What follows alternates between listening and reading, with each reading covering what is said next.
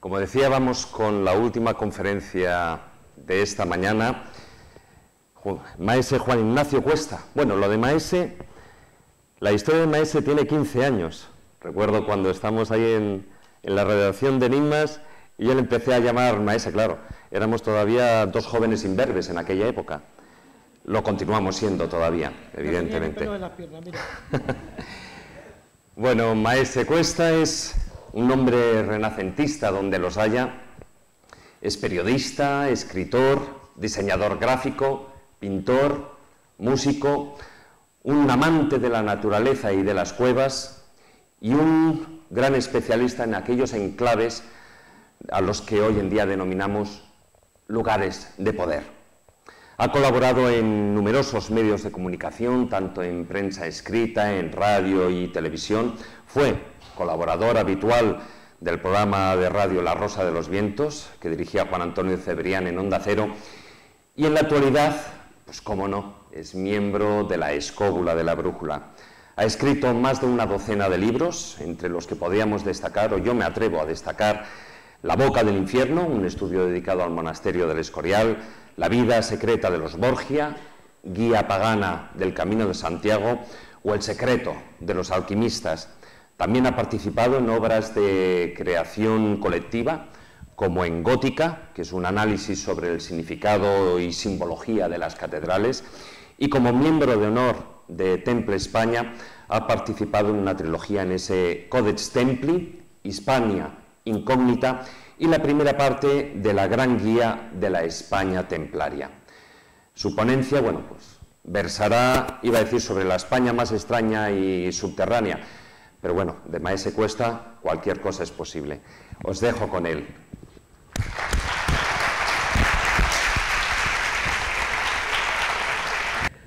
Bueno, ya, ¿esto va o no va? Sí, ahora ya funciona. Muy bien. Para no detenernos mucho en demasiadas cosas y demasiadas explicaciones, contaré qué es lo que estáis viendo. Lo que estáis viendo es una recreación sobre un lugar de esos que no llaman la atención a nadie, pero que cuando uno va por la carretera y tiene una cierta sensibilidad, le dice, ven, ven, ven, no a cualquiera. No todo el mundo se va a salir de la carretera nacional para meterse en vericuetos diversos, pero sí habrá mucha gente que lo haga porque de repente note como ese impulso absolutamente imposible de evitar, de querer ir a un sitio en concreto porque algo hay allí. Eso era una recreación más o menos artística a través de ordenador de este lugar. Este lugar se llama La Cabeza. Y todo el que haya ido por la carretera de Burgos lo habrá visto, aunque no se haya fijado en él. Está un poquitito antes de llegar a la Cabrera. Y aparentemente no es nada más que un montón de piedras, un cerro como otro cualquiera. Sin embargo, hay algo en ese cerro que es magnético, que te impele a acercarte. ¿Por qué? Porque hay lugares en este mundo, en esta España, en muchísimos sitios, que tienen una magia especial según para quién y lanzan una especie de llamada, no sabemos cómo ni por qué mecanismo, pero lanzan una llamada que dice ven, ven, ven, ven, y tú tienes que ir de alguna manera a ver qué se cuece allí. Y una vez llegamos a este lugar, enseguida nos vamos dando cuenta de que tiene unas características que le hacen singular. Algo que justifica de alguna manera el que hayamos tomado el esfuerzo de la distracción, de habernos apartado de la carretera para ir a verlo. La primera sospecha la vamos a recibir porque nos vamos a encontrar con un convento pegado a las piedras de la Cabrera, dedicado a San Julián y San Antonio, que posiblemente se elevó en su primera fase en el siglo XII, pero posiblemente también tiene un origen visigodo anterior. Y si nos remontamos a más atrás, incluso podíamos andar a época de romanos, carpetanos, en fin, podíamos ir lo más atrás. Pero ya nos da la pista de que estamos en un lugar sagrado y mágico, primero mágico y luego sagrado de alguna manera, que ha sido reconocido por alguien. En principio lo fue por benedictinos, luego lo fue por franciscanos y ahora actualmente una orden que poca gente la conoce, que son los identes. que bueno, se preocupan mucho de temas de cultura y cosas así dentro de la Iglesia Católica. Es como una especie de orden, digamos, relacionada mucho con los conocimientos de este tipo de cosas. Pero además hay otros indicios que nos van a indicar que vamos a entrar a ver cosas interesantes, como por ejemplo todas estas formaciones de piedras extrañas que, claro, evidentemente no están hechas por la mano del hombre. Está claro que han sido hechas por los elementos y por distintas circunstancias geológicas a lo largo de la historia. Pero que poderosamente nos llaman a nosotros la atención y dicen, oye, mira qué cosa más curiosa, esta piedra parece no sé qué. Pero es que en el pasado pasó lo mismo. Y estamos hablando de una época muy anterior en la que los hombres, cada vez que encontraban una cosa de este estilo, una cosa tan sugerente como estas piedras, decían, date, esto han sido los dioses. Por lo tanto, ya le daban a su lugar la condición de lugar sagrado y mágico. Y otros indicios que nos van a orientar en ese camino es la existencia de un montón de cazoletas, que muchas de ellas efectivamente serán producto del agua y de la erosión. Pero eso no significa que no fueran utilizadas para realizar algún tipo de rito lustral o algún tipo de ofrenda, tanto si fueron hechas como si eran de orden natural. En este caso concreto, los restos que hay dentro de estas hornacinas nos indican que fueron utilizadas ¿por quién? Por quienes aquí tuvieron un castro, un asentamiento, un fortín, una fortificación, que efectivamente les permitía, como antes decía Carlos, una visión completa del valle y evidentemente con fines defensivos, pero no solamente con fines defensivos, sino también un control absoluto y exhaustivo de cómo se movían las esferas por delante de ellos, en concreto el Sol y la Luna, lo cual les permitía perfectamente tener una dimensión del tiempo que más o menos es la que compartimos todos los seres humanos. Este cerro, aún a su condición de lugar sagrado, de lugar que prácticamente nadie visita, pero que todo el mundo debería hacerlo, la existencia de una necrópolis, que la llaman la tumba del Moro, una necrópolis formada por de 8 a 10 lajas, aproximadamente, que no se sabe si eran de una tribu o de una familia, pero que sí, de alguna manera, significan esas puertas a más allá, que es toda tumba. Y en este caso concreto, esta tumba encista que estamos viendo, pues no deja de ser ese lugar de descanso donde el espíritu podía salir y entrar de alguna manera para encontrar otras dimensiones, de alguna manera, que son las que trascienden al hombre. Puertas que nos conducen a yo diría un mundo subterráneo, pero desde luego es una España subterránea. Pero además de una España subterránea, es algo que está en todas partes y en todo lugar. Si observamos a este lado, vamos a ver la puerta de una cripta cualquiera, de un cementerio cualquiera, un cementerio innominado, a partir del cual encontraremos unas escaleras que nos van a llevar a unas tumbas. ¿Por qué encontrar en el vientre de la tierra la vuelta a ese vientre originario, que era el vientre de la madre, que a todos nos ha traído de alguna manera? Porque esa vuelta significa de alguna manera la vuelta a los orígenes, y eso hace que muchísimos de los antros utilizados para, digamos, vivir los últimos, el descanso eterno, por decirlo de alguna manera, adquieran también esa condición de sagrados. Aquí es donde estamos hablando de la componente mágico-sagrada, de la cueva, de la oquedad, de lo cripto subterráneo, en el sentido de subterráneo. Y en este caso concreto yo presento tres cosas. Una sí está en España y la otra no. Bueno, la puerta del cementerio no sé de dónde es, simplemente me gustó. La que tenemos arriba es una de los hipogeos del Puig dels Molins en Ibiza. Este hipogeo está acompañado de otros cerca de 3.000 hipogeos, más o menos de la misma factura, donde vamos a encontrar dentro tumbas de todo tipo, donde efectivamente hubo esos enterramientos, incluso embalsamamientos de algún tipo, y que todos tienen esa condición subterránea de búsqueda de esa magia, de ese poder que la tierra tiene cuando uno vuelve a la tierra. Eres polvo y en polvo te convertirás y a la tierra volverás.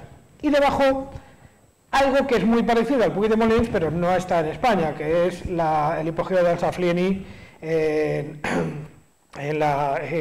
Malta, un lugar absolutamente mágico que, por ejemplo, Jesús Callejo lo conoce muy bien porque creo que ha estado allí y nos puede revelar que es una especie de ciudad subterránea de la muerte verdaderamente fascinante. Un lugar a donde ir requiere lista de espera. Esta búsqueda de lo interior, de lo subterráneo, de alguna manera ha venido precedida en la historia por la interpretación que le han dado los distintos pueblos, las distintas cosas. ¿Por qué? Porque nosotros somos capaces de ver los paisajes de lo visible durante el día, pero lo que está en la oscuridad de la noche o lo que está dentro de la tierra, podríamos denominarlo como que son paisajes invisibles. Invisibles porque para verlos uno necesita o hacerlo con los ojos de la mente o necesita de aparamento de algún tipo. Y ahora lo veremos. Aquí, por ejemplo, tenemos una interpretación de cómo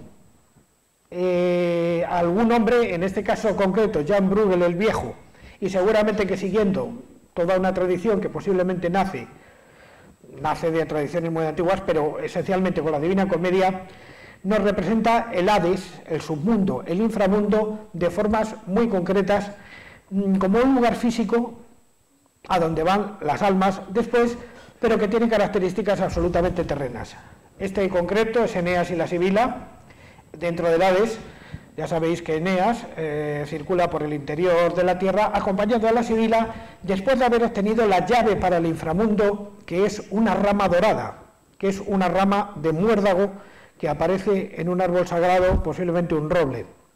Y acompañado de la Sibila y de esta llave, visitan el lugar donde habitan las almas de los muertos, que aquí vienen representadas como cuerpos, porque en la mente o en el estilo del pintor, en ese momento la interpretación de esa imagen le daba, digamos, esta mezcla absoluta de fuegos, de ambientes absolutamente hacinados. Ya digo que es posiblemente una interpretación muy determinada por las imágenes que Dante Alighieri nos trajo en la Divina Comedia. Esto nos va a llevar al mundo de las profundidades. Y aquí quiero traer a un dios prerromano, preibérico, que anduvo haciendo de las suyas por nuestra patria. Bueno, por nuestra patria, digamos, por la piel de toro. Porque es cierto que en España vamos a encontrar su presencia en huellas en todos esos puntitos que veis dentro del mapa, en pozos, lagunas, simas, arroyos, etcétera, pero también lo vamos a encontrar en Portugal o también lo vamos a encontrar en Francia, y es un dios de nombre extraño que no figura en las guías de dioses, que es el dios Airón. Sin embargo, en España hemos mantenido a esta deidad que llamamos tónica o telúrica, como un dios de las profundidades, con la potencialidad de que aquello que entra en su reino ya no puede volver a salir. Una parábola perfecta de lo que es la muerte, o una parábola perfecta de aquello que se te retira y no se te vuelve a dar porque ha sido un don. Ahí tenemos que este dios Airón lo conocemos por la toponimia y por indicios. Y el primer indicio que nos habla de este dios Airón es esta estela que vamos a encontrar aquí a la izquierda, que es una estela de piedra encontrada en un lugar cerca de Uclés que se llama la Fuente Redonda. La Fuente Redonda parece ser que tenía cerca un pozo que era considerado como un pozo del dios Airón. Ahí en la estela dice Deus Aironi, nos lleva sobre la pista de este dios. De un dios que posiblemente está también en la génesis de otros dioses del mundo clásico, como por ejemplo, ahí tenemos a Plutón. Podríamos incluir dentro de Plutón, también podríamos considerar a Vulcano, Poseidón, otros dioses, o muy importante Perséfone, a la que tenemos ahí una de sus múltiples representaciones, y además ampliamente difundido por la toponimia, porque vamos a encontrar muchísimos pueblos de España donde ya no se sabe nada de este dios de las profundidades, pero sí de su nombre, que será dios Airón, Lairón, en fin, de muchísimas otras maneras. Aquí tenéis una pequeña imagen de lo que es la fuente redonda de Uclés, y otro pozo Airón que está en un sitio muy curioso que nos interesa. Una entrada a las profundidades dentro de la Basílica de Santa María, en el pueblo de Valeria, en la provincia de Cuenca, un pueblo de origen romano. De origen romano que dejó una serie de ruinas importantes que también tienen que ver con el mundo de las profundidades. Y además tiene que ver también con este cuadro que tenemos aquí, y que dentro de un rato conoceremos. Esto que veis son los restos de uno de los ninfeos más grandes que existen en Europa. Un lugar concebido como morada de las ninfas, de esas deidades elementales de las aguas, sobre todo de las aguas superficiales sobre la tierra y de aquellas que salen de las profundidades de la tierra. En este concreto ninfeo vamos a encontrar también un criptopórtico, o sea, un pórtico que entra por debajo de la tierra hasta el origen de estas aguas. Algo que, aunque no os ponga la foto, lo vamos a encontrar también en la localidad toledana de Uclés. Digo de Uclés, quiero decir, de Ocaña, donde existe una fuente, la conocida como Fuente Grande, que se atribuye con toda seguridad a Juan de Herrera, y que da acceso a un mundo subterráneo, que se llama Alcanat, hecho de múltiples galerías que van recogiendo todas las aguas de las lluvias que caen sobre la meseta de Ocaña y que luego son canalizadas a través de dos tipos de canalizaciones, unas más gruesas y otras más finas, hacia afuera, la llamada Fuente Grande de Ocaña. Un lugar sagrado también, uno de esos lugares que yo llamo puertas al interior de la tierra, pero al interior sagrado de la tierra, y en este caso relacionado con el agua.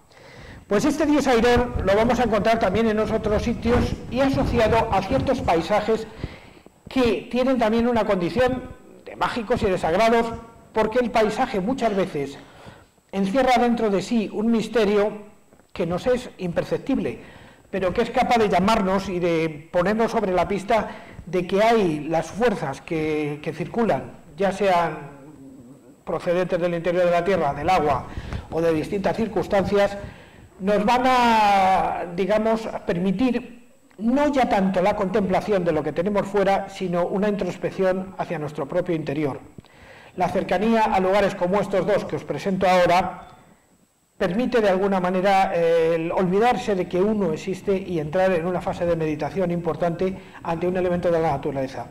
En concreto, el que tenemos a este lado es el pozo Airón de Pereña, en los arribes del Duero. Y junto a él, a muy pocos kilómetros, el que tenemos a este lado, que es un prodigio de la naturaleza, es una cosa verdaderamente, yo diría que el Iguazú español, que es el Pozo de los Humos. También, bueno, este está entre Pereña, Villanino de los Aires, no sé exactamente a qué término municipal corresponde, pero sí que está ahí. Una cascada de más de 100 metros que cae de un modo absolutamente brutal sobre este fondo, sobre todo en las épocas de deshielo, y que además, lógicamente, ha dado lugar a muchísimas leyendas sobre los habitantes de un lugar como este. En cualquier caso, tanto este Pozo Airón como los demás nos llevan a conocer, al conocimiento de todos estos dioses o númenes que hay en el interior de la Tierra, como por ejemplo esta representación que tenemos aquí, que he querido traerla y que le llamo la Bella y la Bestia, de la Bella, que sería Perséfone en la mano de un artista contemporáneo, y también en la mano de un grafista de ordenador, de una interpretación muchísimo más imaginativa de lo que sería un dios de las profundidades. Este que tenemos a la izquierda sería una representación de un personaje muy querido de todos los amigos de la literatura fantástica. Es nada más ni nada menos que Tulu, el famoso ser que roe en las profundidades de la tierra y del mar de las novelas de Howard Phillips Lovecraft. Y lo he querido traer porque no tenemos ninguna representación posible del dios Airón, así que nos lo podemos imaginar como nos dé la gana. El dios Airón, dios que todo lo coge y no lo suelta, que parece un político de nuestro tiempo, y que está detrás de esas famosas historias de echar una monedita para aplacarle, porque si no puede venir y darnos bastante guerra. Un dios Airón que curiosamente es el dios que conserva todo lo que hay en el interior de la tierra, pero que si lo queremos sacar no tenemos nada más que dar la vuelta al nombre. Si damos la vuelta a Airón tenemos Noria, que es la que saca el agua de la tierra. Esa fue una intuición magnífica de un amigo mío que ya murió. En cualquier caso, los pozos airones se han relacionado con todo tipo de cosas. Por ejemplo, el de la Almarcha, en la carretera de Valencia, está entre la Almarcha y el pueblo de al lado, en toda esta zona de influencia de Castillo García Muñoz, está por esa zona. Se consideraba que era un ojo de mar. ¿Por qué? Porque tenía el agua salada y porque subía y bajaba como si fueran las mareas. Realmente las circunstancias que llevan a eso no tienen nada absolutamente que ver con el mar, simplemente que la salinidad es muy alta, tanto incluso que se forman las famosas llamadas rosas de... no sé si se llaman rosas de Jericó o algo como rosas del desierto, que son de formaciones, Carmen nos lo podría decir, que son concreciones de tipo yesífero, que parecen así como si fueran rositas, creo que las habéis visto en alguna ocasión. Y bueno, dentro de las representaciones de las profundidades, ahí tenemos también a Orfeo, que va en busca de Eurídice con su arpa, después de haber dormido al can Cerbero, que es otro de esos bicharracos con el que no conviene encontrarse en el interior de la Tierra, porque significaría más o menos que nos hemos muerto. Cerbero, que con sus 3 cabezas terroríficas sirve a Caronte, el barquero del Hades, que hay que pagar con una moneda que se pone en los ojos de los muertos. Y bien, andando ya en el interior de la Tierra y puestos a visitar el interior de las oquedades hispanas, vamos a pasarnos por otro antro interior de la Tierra, que es el de la Sibila de Cumas, en Nápoles. La Sibila de Cumas, que tenía unos caracteres oraculares, parece ser que tenía comunicación directa vía Movistar con Apolo, nada más ni nada menos. Con lo cual era capaz de hacer, digamos, una proyección de lo que le esperaba en el futuro a muchísimos emperadores. A esta zona de la Sibila de Cumas nos va a servir para acercarnos a la localidad alcarreña de Guadalajara, de Pastrana, donde vamos a encontrar unas cuevas que las llaman las cuevas de los moros y que posiblemente tienen una función oracular muy parecida, pero esta vez referida a un mundo más ignoto, que sería el mundo carpetano, el mundo celtibérico. Estas cuevas, ahí las veis un poco el trazado de cómo están, nadie sabe cómo se hicieron, nadie sabe con qué fin. ¿Eran con fines oraculares? Bueno, pues tampoco lo sabemos, pero a alguien se le ocurrió que podían haberlo sido por su semejanza con las de Cumas. Y desde luego es un lugar que no deja indiferente a nadie. Cada vez que hemos ido a este sitio hemos notado la potencia del interior de la Tierra, cuando la Tierra es trabajada de alguna manera dándole esas galerías. Además, una serie de hornacinas interiores hacen que tenga una acústica absolutamente prodigiosa. Un lugar a visitar que además también nos permite visitar uno que está al lado y que también es un viaje al interior de la Tierra interesante, que es la ermita casi desconocida del Santo Sordo. Cerca, en el convento del Carmen de Pastrana, un hombre que se metió en el interior de la Tierra, se construyó su propia cueva y entonces se dedicó a recolectar, así como si se tratara de un coleccionista de sellos, de todos los huesos y esqueletos habido y por haber por el entorno, cementerios, etcétera, y decorar un auténtico antro dedicado a la muerte, pero dedicado a la muerte en su manifestación más evidente, que es huesos, calaveras, coxis, en fin, costillares de todo tipo. Y luego se dedicó a pintar en la cueva muchísimas representaciones de todo tipo, haciendo alusión precisamente a lo efímero de la vida. Aquí tenemos algunos ejemplos de lo que es la España subterránea, de características mágicas. Porque el hombre se ha imaginado en muchísimas ocasiones como el interior de la Tierra y no siempre ha acertado. Aquí tenemos, por ejemplo, una representación del interior de la Tierra de la obra Mundo Subterráneo del jesuita del siglo XVII, Athanasius Kircher. Como veis, él establece que existe un interior magmático que va alcanzando la superficie a través de los volcanes. Bueno, su idea desde luego estaba bastante equivocada en su momento, pero bueno, le servía fundamentalmente para poder dar una explicación al mundo.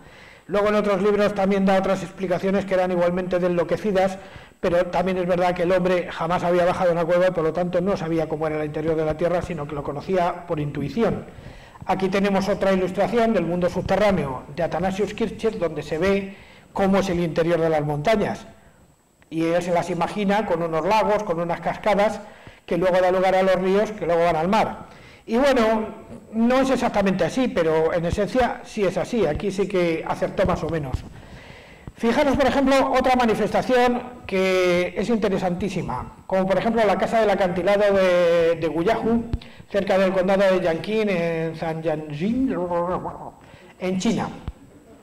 Aquí se ha perforado la montaña para convertirla en una vivienda, con todos sus aditamentos, igual que sucede, por ejemplo, en Capadocia, pero esta es más rara, pero que tiene su equivalente en España también, porque claro, si queremos ver la España subterránea, realmente lo que nos interesa es ver su equivalente, digamos, en ibérico, que son las oquedades o las entradas que hay a las diferentes viviendas de las peñas, de lo que llaman la Peña Hendida de Tielmes, o la Peña Hendida de Perales de Tajuña, que no está muy lejos. Cuando habéis venido por la carretera de Valencia, seguro que todos las habéis visto, y seguro que a nadie le ha dado por bajarse e irse a verlas. Y están muy cerca. Otro ento subterráneo, hay algunos subterráneos que son absolutamente artificiales, como la Cueva del Sordo, pero este es prácticamente artificial y corresponde ya a una intención más pragmática. Estamos en este momento en lo que es un laberinto de cuevas de cristal de yeso verdaderamente tremendo, más de 3 kilómetros de cuevas. Se trata de las minas de la Mudarra en Huete, en la provincia de Cuenca. A través de diversas aberturas que van taladrando todo el monte, se accedía a un mundo interior donde los romanos encontraron una de las importantes fuentes de riqueza que les llevaron a ser los dueños, de alguna manera, del cotarro en la península ibérica, que era la explotación del lápiz specularis, o sea, el yeso laminar que se utilizaba en las casas del imperio como si fuera el vidrio. Evidentemente hablamos de las casas ricas, los pobres tenían que acostumbrarse a la corriente más o menos. Bueno, en algunos sitios creo que ponían papeles aceitados. Bueno, pues este laberinto de cuevas de yeso fue visitado en una ocasión por Juan de Herrera, que trataba de encontrar un lugar para ubicar la famosa cueva de Sopeña, la que luego fue la Peña de Sopeña, donde se dice que la Congregación para la Nueva Restauración habían de crear un refugio en contra de una invasión de los turcos, de los ingleses y de los infieles. De alguna manera llevarían a España a la ruina y al final de los Austrias. Tal cosa no sucedió, ni tampoco aquí se hizo nada, pero sí que es cierto que Juan de Herrera las visitó como posibilidad, aunque luego creo que se decidió por alguna que estaba en las orillas del río Tajo, en la zona de Villamanrique, entre Villamanrique y Oreja. En fin, otro lugar magnífico. Aquí os presento otra de las joyitas del interior de la Tierra. Además, esta es una joyita como para bajar emporrado, porque la antigua Pilar, que es una mina que hay en Colmenarejo, cerca del Escorial, nos va a llevar bajo una sima, y ya es sima, porque en principio era la entrada a una cueva con su escalera. Lo que pasa es que la escalera de hierro se ha podrido y ahora hay que bajar con aparato, con la paramenta propia de un espeleólogo. Es la mina de la antigua Pilar, una mina de cobre. Aquí vamos a encontrar las paredes absolutamente tachonadas de mineral de cobre que les da una coloración especial. Desde luego, os puedo garantizar que el lugar es absolutamente espectacular y su visita, no deja indiferente a nadie. Aparte de que así en un momento dado y puesta una musiquilla potente en los auriculares, con todos estos colorines y la linterna, se puede quedar uno completamente extasiado, Una cosa, y es que el interior de la Tierra tiene muchas sorpresas. Por ejemplo, la fauna. Dice mucha gente que no conoce este asunto, dice, ala, que te vas a meter en una cueva porque te va a encontrar un bicho. ¿Pero qué bicho? Pues monstruos. ¿Os acordáis? En el pasado las cuevas eran habitadas por dragones y por seres del inframundo terroríficos. Bueno, pues os puedo garantizar que en el interior de la Tierra no hay más que bichos así de este tenor. No he tenido nada más que unas pocas muestras. Aquí os traigo un murciélago en la cueva de los Candelones. Está ahí el hombre durmiendo tranquilamente y diciendo a ver si estos plastas se bañan de una vez. Una araña de las pocas que se pueden encontrar. La mayoría suelen ser pequeños invertebrados, pequeñas bacterias. Se puede encontrar a lo mejor alguna familia de sapos ciegos, como en la Cueva Cosmos en Madrid. Cueva Cosmos, de la que vamos a encontrar los restos, veis ahí, los restos del esqueleto de un animal que posiblemente en alguna entrada horizontal que tuvo en el pasado se quedó dentro y allí murió. Que después de llevar los huesos a que nos los analizaran, nos dijeron que pertenecían a ese animal que veis ahí, que es un megaceros, una especie de ciervo a la bestia, o de, no sé, no sabré si llamarle ciervo o fin. En cualquier caso, un herbívoro importante. Y tienen una curiosidad estos huesos, y es que las gotas que han seguido cayendo dentro de la cueva han creado un montón de estalagmitas por encima de los huesos y tal, que son curiosas. Y bueno, después del paso de unos vándalos por allí que hicieron de las suyas, ha habido que protegerlas con una pequeña valla, porque si no se las cargan. Bien, otro santuario del interior de la tierra de esta España fecunda en este tipo de manifestaciones es la Cueva del Parpalló, en el Mondúber, en las espaldas de las playas de Gandía. Otro lugar que nadie visita porque, claro, cuando uno va a Gandía lo que va a otra cosa. Juerguita nocturna, litrona, playita y poco más. Pero a nadie se le ocurre subir al Mondúber y meterse en uno de los grandes actuarios del arte mediterráneo, como es este. En esta cueva, que como veis es una cueva desfondada donde quedan todavía restos de viejas coladas estalagmíticas, se encontraron 15.000 tablillas aproximadamente con representaciones de animales que, según los expertos, en concreto Juan Cabrera y Aguiló, fueron consideradas como amuletos que se utilizaban para la caza. De alguna manera, el poseer uno de estos amuletos hacía propicia la caza de este tipo de animales de algún modo. Actualmente en el Parpalló no queda nada más que la cueva, porque todas las tablillas las vais a encontrar en el Museo Arqueológico de Valencia. Otra manera, por ejemplo, de tener una España extraña y subterránea sería el santuario de la Mare de Déu de la Balma, en Zorita del Maestrazgo. Aquí vamos a encontrar cómo alrededor de una cueva se ha construido todo un santuario, que actualmente es curioso porque se ha transformado en hostal. Lo que en tiempos era un lugar dedicado al exorcismo puro y duro, exorcismo de diablos, pues ahora actualmente es un lugar de mucho turista. Entonces, todas estas casas que veis ahí son hotel y restaurante, y hay que pasar por el medio del restaurante para llegar al santuario, o sea, a ver a la Virgen de la Balma, a la Mare de Déu de la Balma. La primera vez que yo estuve allí, hay algo que me llamó muchísimo la atención, y fue la cantidad de gente que había ido dejando a lo largo del tiempo en una habitación al fondo, una cueva, es una cueva realmente, que la han acondicionado, la cantidad de votos que habían dejado buscando los favores de la Mare de Déu de la Balma. Y además, de paso, pues la generosidad de quienes van, pues aquí este terrorífico muchachito de cerámica, con su cajita que te pide limosna, lo mira y no vuelve a dormir en varios días, porque además el lugar está impregnado de toda la energía negativa de un lugar donde se celebraron una serie de exorcismos que eran dirigidos por unas mujeres que se llamaban las Caspolinas, porque venían de Caspi. Esto constituyó en su momento todo un escándalo, tanto y tal que llevó a una redada de la Guardia Civil para recogerlos a todos, porque claro, con la justificación de que había que expulsar al diablo de toda la gente a que allí se llevaba, al final lo que se montaban eran unas orgías de mucho cuidado. Era una de las costumbres el ponerle unas cintas en los dedos de las manos y los dedos de los pies para que el diablo saliera por ahí en vez de por la garganta, porque este diablo parece ser que atacaba las gargantas y producía mudez. Y es curioso porque al lado de Nuestra Señora de la Balma está esta oquedad a la que se puso una cruz, porque dicen que de ahí salía un diablo negro y gracias a la cruz ya dejó de salir. Bueno, vaya usted a saber. Bueno, otra manera de encontrarnos con una España subterránea es la de Capilla de la Virgen de Altura, en la zona aledaña a lo que es la Valencia conquense, de alguna manera el rincón de Ademuz. Aquí tenemos una virgen en alto relieve que apareció, como tantas otras, a un pastor y que le ha creado un santuario en el interior de una cueva lugar interesante a visitar, pues como tantos otros que hay en nuestra geografía. Bueno, aquí también tenemos las cuevas de Bocairent, que estas parece que tenían un contenido más práctico, porque ahí lo que se ha encontrado fundamentalmente son restos de grano. En cualquier caso, se tomaron mucho trabajo en perforar toda la roca para crear lo que quisieran crear ahí, santuarios, en fin, lugares de vivienda, lo que sea.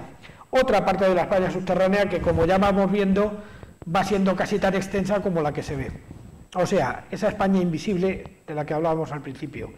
Aquí, por ejemplo, la Cueva de la Araña, donde la singularidad es la representación de un recolector de miel prehistórico.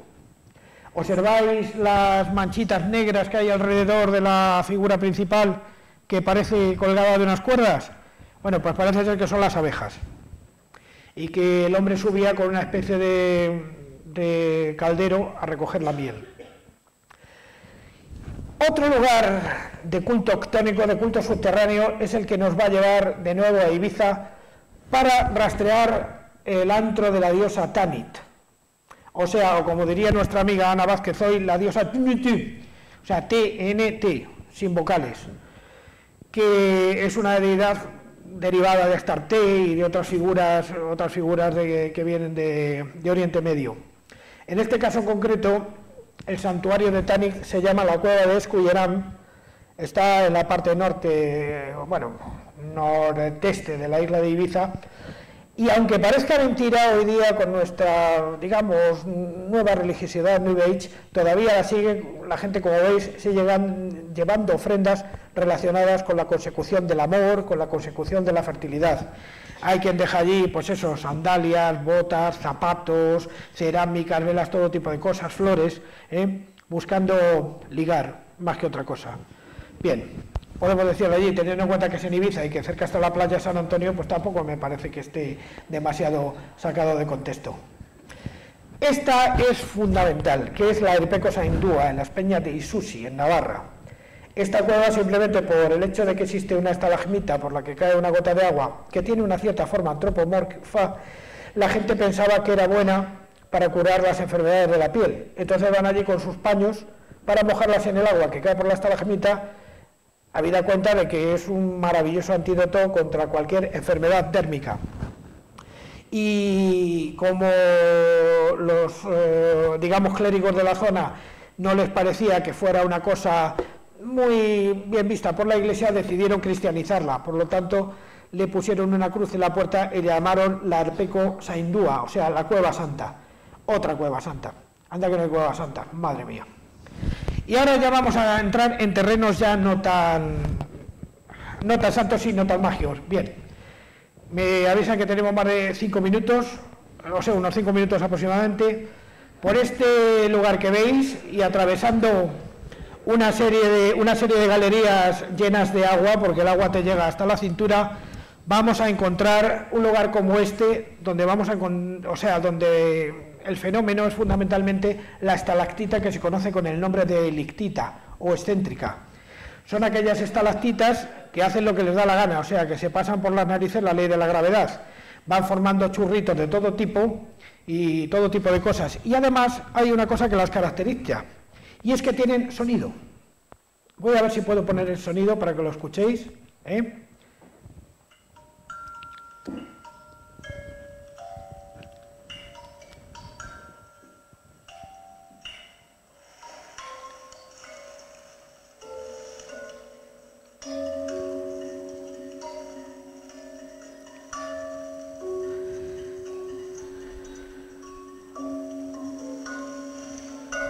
Bueno, los sonidos adicionales son los del mono, porque cuando estuvimos grabando esto yo estaba colgado ahí 20 metros más o menos de una cuerda.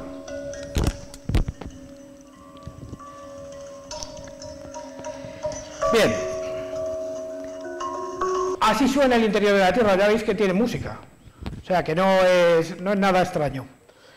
Y bueno, como ya nos queda muy poquito tiempo, vamos, yo me podría estar aquí muchos días hablando de todo lo que España tiene por dentro, porque hay realmente muchísimas historias que se podrían contar.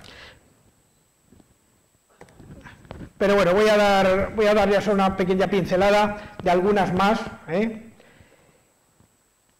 Aquí estábamos hablando de la cueva de Fontamolinos, en Puras de Villafranca, cerca de Belorado, en el Camino de Santiago, que es esta. Luego podemos hablar también de una cueva de yeso en la Comunidad de Madrid, que ha sido cerrada al público porque aparecen improntas, igual que en Pompeya, de hombres que quedaron improntados después de una avalancha de barro, o por ejemplo este que es el Pozo de San Pedro en Oliete, en Teruel, una sima de mar de 100 metros y 80 de ancho, que nos conduce al interior de la Tierra como si fuera el mismo Averno, vamos.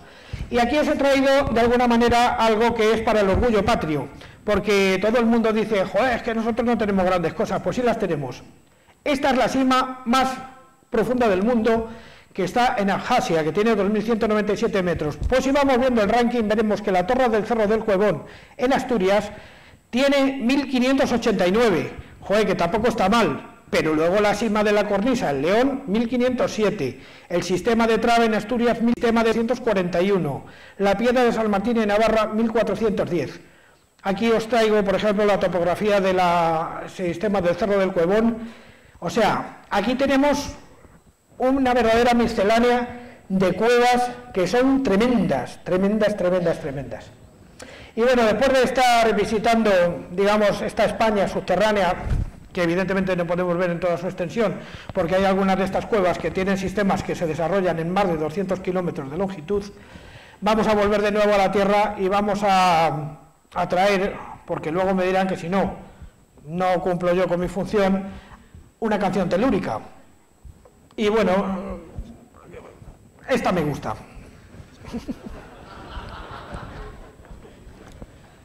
Ay.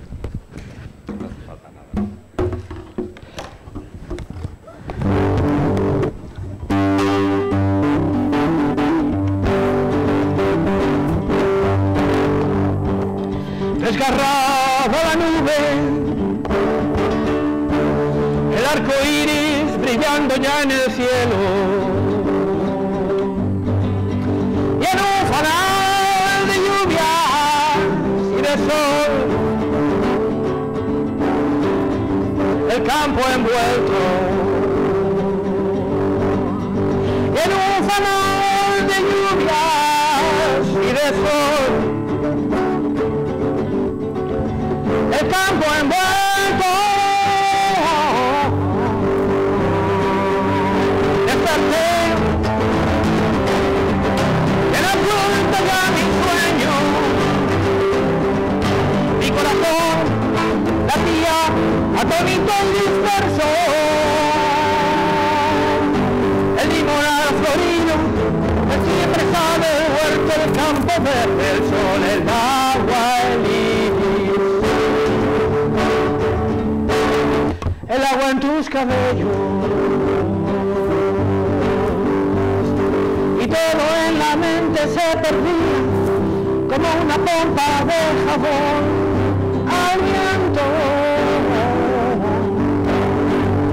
Desperté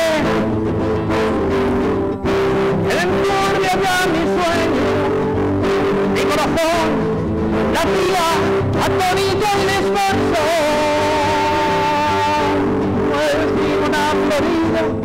el cipresa del huerto, el campo verde, el sol, el agua, el agua en tus cabellos.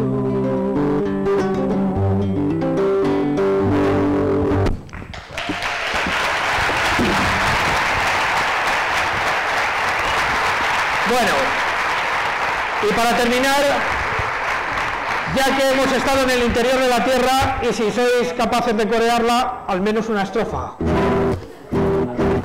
Yo quiero que a mí me entierren como a mis antepasados. Yo quiero que a mí me entierren como a mis antepasados, en el vientre oscuro y fresco de una vasija de barro, en el vientre oscuro y fresco de una vasija de barro. Y allá cuando el tiempo pase, tras una cortina de años, y allá cuando el tiempo pase, tras una cortina de años, miran en el recuerdo amores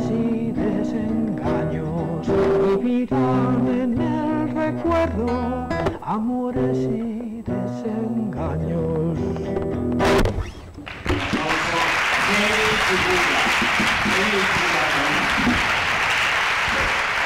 Bueno.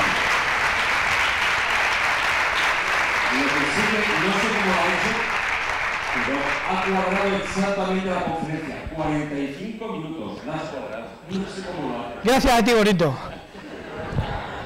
Bueno, vamos con... Tenemos 5 minutillos para preguntas, porque además, yo no sé vosotros, pero yo empiezo a escuchar un rugir muy fuerte y profundo de estómagos.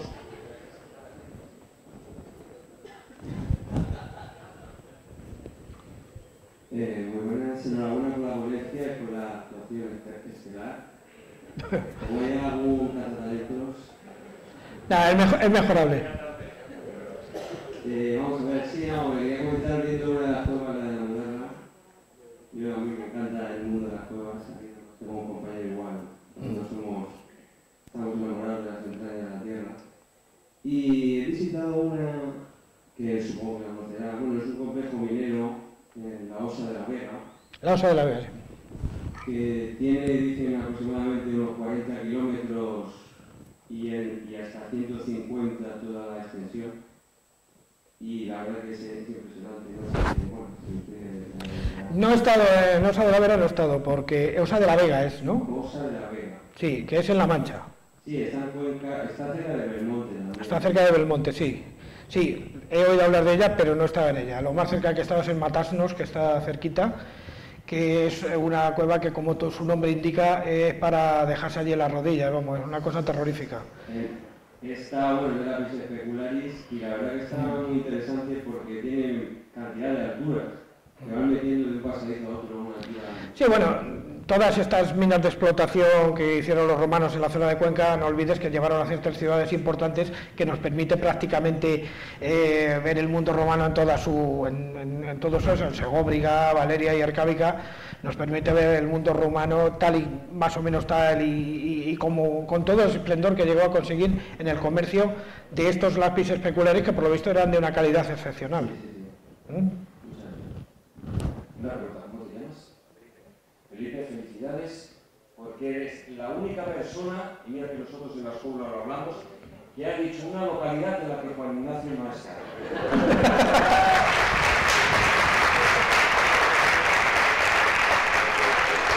Más preguntas.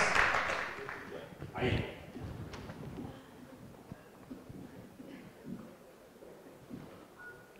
Hola, buenos días, sí. Enhorabuena por la charla. Gracias. Me ha llamado la atención, porque he investigado un poco también, la cantidad de topónimos con Airón que hay en España. Es increíble. Es brutal, sí. Aparte de los que ha dicho, de los que nos pillan más cerca, pues en Chapinería, por ejemplo, hay uno. Y una cosa que no es muy conocida es que en la ciudad de Madrid también. Sí, creo que sí. Lo que pasa es que yo no sé exactamente cuál es. Pues mire, se lo puedo decir. En el barrio de Moratalá, porque es donde yo vivo, hay una calle que se llama Arroyo Fontarrón. Ah, el Arroyo Fontairón, efectivamente. Tienes toda la razón, me lo dijo Miguel Zorita en su día, sí. Lo que pasa es que, bueno, como han edificado y han urbanizado, me imagino que todo lo que puede quedar es subterráneo y ya... Sí, yo lo conozco muy bien porque al Arroyo Fontarrón iba yo a por agua hace unos años, no muchos, porque sabes que toda esa zona se cubrió para hacer Valdebernardo y se tapó el Arroyo Fontarrón, no han dejado nada más que una pequeña surgencia en un parque cerca de donde está el centro de transfusiones. Pues eso ya conocido más que yo. Sí, es que paso todos los días por ahí, vamos, cuando voy a mi casa, es que vivo allí. Entonces, bueno, yo le quería preguntar dos cosas. La primera, tengo entendido que en Toledo hay también un pozo, pero no lo he conseguido localizar. No lo sé, tengo la lista de topónimos por ahí, no me los sé todos, me conozco los más conocidos, Almarcha, Barahona, el de Valeria, conozco algunos y tal, pero claro, no me los sé todos de memoria. Los tengo aquí, bueno, este no es mi ordenador, en mi ordenador los tengo todos, sí. Y la otra pregunta es, ¿tiene usted alguna teoría sobre dónde podría estar la cueva de Sobrina? Bueno, todo el mundo la ha estado buscando y más o menos la están situando entre Villamanrique de Tajo y la zona del Castillo de Odeja, pero no se sabe exactamente dónde. Hay mucha gente que ha estado visitando todas las minas de lápiz especularis en la zona y hay algunas que son más cercanas unas a otras, pero claro, teniendo en cuenta que existe testimonios de que Felipe II la mandó volar, pues posiblemente no es fácil de rastrear. Alguna de ellas es, indudablemente. Yo me inclino porque estaba a orillas del Tajo, no tengo la menor duda en ese sentido. Pero que no existe ya, ¿eh? O sea, no existe. Además, creo que Juan de Herrera la dio todos los aditamentos, la hizo para 10.000 personas o algo así, y se lo gastó de su bolsillo y bueno, eso se mandó a destruir porque no era políticamente correcta en su tiempo, claro. Y vamos con una última pregunta. Para ti te lo permito. No te he pedido, pero a ti te lo permito. Vas a ganar el plazo. Sí, era colación de lo que estamos hablando de la Cueva de la Sopeña, que creo recordar en el otro congreso que organizaron aquí nuestros amigos, que Fernando Ruiz de la Puerta comentó que la mina de Villarrubia, la mina del sulfato de Villarrubia, un topógrafo le enseñó unas fotografías de algo que encontraron allí, aparentemente era la posible Cueva de Sopeña, que luego se destruyeron esas fotografías. Posiblemente. También hay una pista que ahora acaba de aparecer, que es la Cueva de la Hiedra, en Villarroda de Santiago. Algo anda urdiéndose por ahí. Yo no he estado, pero algo anda urdiéndose por ahí también. Eso es lo que él comentó, que parece ser que las fotografías Sí. prácticamente no dejaban lugar a dudas. Pues nada, habrá que seguir metiéndose en agujeros. Bueno, un aplauso para el maestro. Sí.